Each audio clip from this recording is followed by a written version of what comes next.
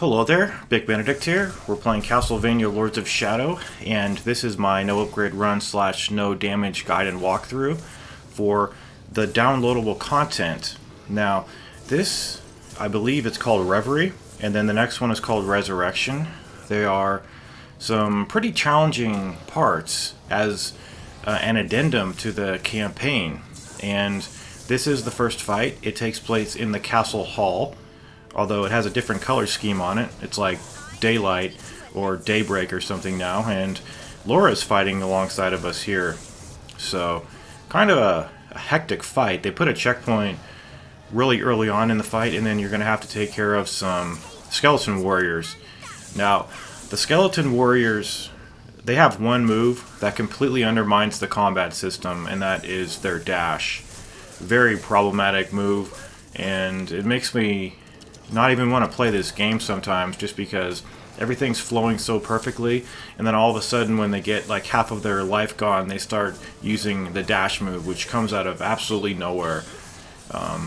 The only thing you can really do about it is just to keep most of these guys off the screen, but we've got a whole bunch of these ghouls running around the place, and the format for this guide, as I mentioned before when I started the project, we won't have any puzzles, we won't have any traversing, we'll just have the combat scenarios. And I thought that the Laura sections would be the most problematic. On how I got no damaged right there, I have no idea. I'm not sure how I managed to sustain no damage. But this addendum, as it is, the downloadable content, I didn't have that many problems. I honestly didn't. And I was expecting the downloadable content to not be doable, just because it's kind of an afterthought, and it's not really made as well as the main campaign, even though the mechanics are exactly the same. We're going to have some interesting combinations of enemies too. So you don't have to fear as playing as Laura, because it's really simple to no damage her sections. It's not even an issue. So I'll get you through it. But this is the first fight on Installment 13. There's the dash right there.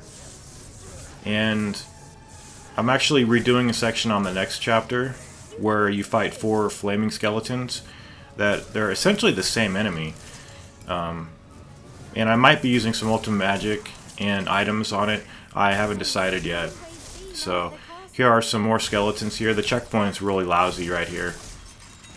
But just 3 more of these guys.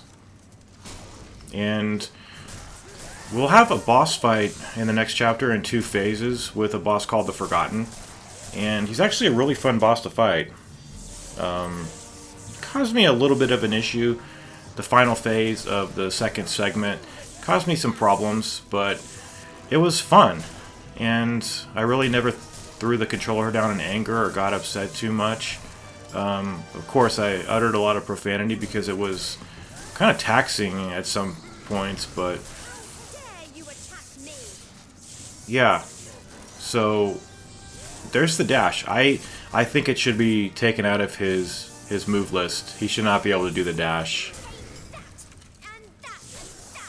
So yeah, so we're just going to clean this fight up. There are a lot of fights on this stage. Just a ton of puzzles, a ton of fights. And here we are as Laura. So she has a teleportation move, kind of a mist evade that she does, where she turns into mist and you can get iframes from it, which is really nice. Holding the Y button down does a burst attack. And what you normally want to be doing is holding down the X button on these guys. It's kind of risky though, because you don't really start to stun them for quite some time, and you're completely vulnerable as you're doing it. But you can stun whole groups of enemies at the same time, and when they're highlighted, as you saw a moment ago with one of those ghouls, you can, if you want to, press right trigger to grab them and drink their blood. But we won't need to do that until the next segment with her, where we have to use that as a conceit to trade our blood with Carmilla's, I think her name is. So I think this is the last guy. And now we're going to be returning to play as Gabriel here, and we've just got like three of these pests to deal with. They come out of those grub holes right there. Yeah, so finish these guys off. Not every enemy has an alternate grab, but these guys do. So after this, we're going to take on, I think, maybe 2 sword masters coming up. So I want to welcome everybody back to the guide. It's been the only reason I was hesitating to do this was because I didn't know if it was doable. And fortunately it is. Or maybe just, yeah, 2 guys. You're going to get a gem in this room. You're going to pocket it. And then the lights are going to go off and the gate's going to close. And then you're going to be forced to do this fight. So let's see what the next fight is. We may have a puzzle. Yeah. Anytime if I stop speaking, it's because I'm getting these black screens when I'm previewing the video. All of a sudden the screen just goes completely black. And if it returns to normal, it's just the capricious decision of the computer. I don't know. It's really random. But this fight's lousy. Really lousy because the camera's pulled back so far here. I have pretty good vision. I don't need to wear glasses, but I had to really glue my eyes to this screen over here because I could barely see anything. It's dark, the camera's pulled far back, and a couple times when I was playing as Laura, you see how they're glowing, the ghouls? Not the one who's stunned, but the other one a moment ago. They do some kind of a vomit that's an AoE, and when you get hit by it, it doesn't give you any indication that you're getting hit. Okay, now this is the part where we're trading our blood here. Do you see how Laura's health is half full? They start you with that by default. So it's not that I took any damage, that's how you start.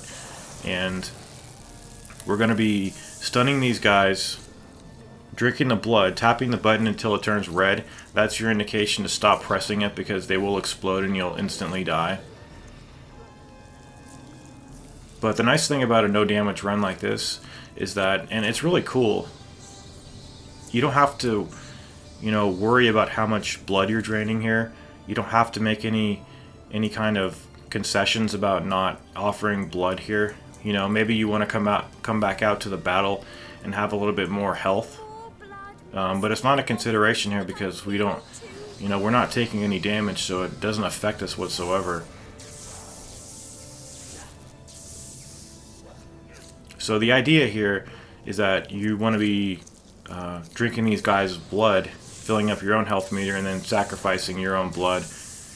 And you only need to do 2 sessions if you fill up your blood correctly and if you don't get hit.